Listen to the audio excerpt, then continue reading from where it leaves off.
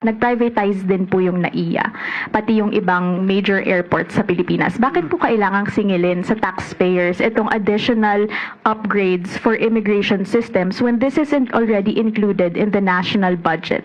Kaya nga wag natin munang pangunahan, inaaral pa po. So wag muna tayong maalarma, wala pa po ito.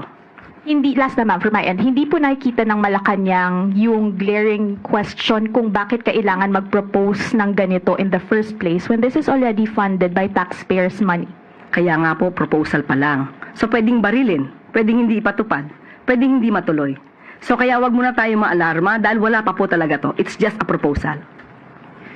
Undersecretary, ano po yung posisyon ng Malacanang doon sa proposal ng Bureau of Immigration para maningil ng around 240 pesos para sa mga travelers na lalabas o papasok ng Pilipinas para po doon sa sinasabi nilang upgrade sa kanilang mga ginagamit na systems sa immigration?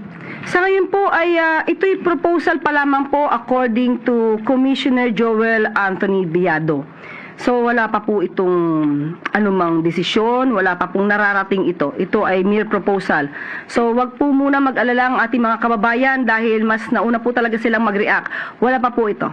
Pero what is the position of the palace? Is the palace supportive of this proposal or does the palace think that it is necessary given the time na mas mahal po yung pagbiyahe sa within the country or outside the country? Alam naman natin po kung ano po ang layunin nito. Ang layunin nito ay magkaroon ng mas ligtas at mas modernong border control system, ngunit dapat itong maisakatuparan sa paraang malinaw, makatarungan at may tiwala ang publiko.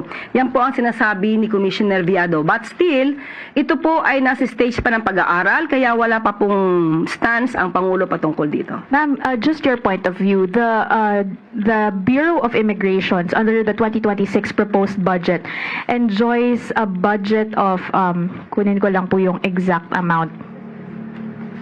More or less they have, sorry, nawala po yung figure, pero more or less mayroon po silang millions already in funds for their capital outlay as well as their other expenditures. On top of that, nag-privatize din po yung NAIA, pati yung ibang major airports sa Pilipinas. Bakit po kailangang singilin sa taxpayers itong additional upgrades for immigration systems when this isn't already included in the national budget? Kaya nga wag natin munang pangunahan, inaaral pa po. So wag muna tayong maalarma, wala pa po ito.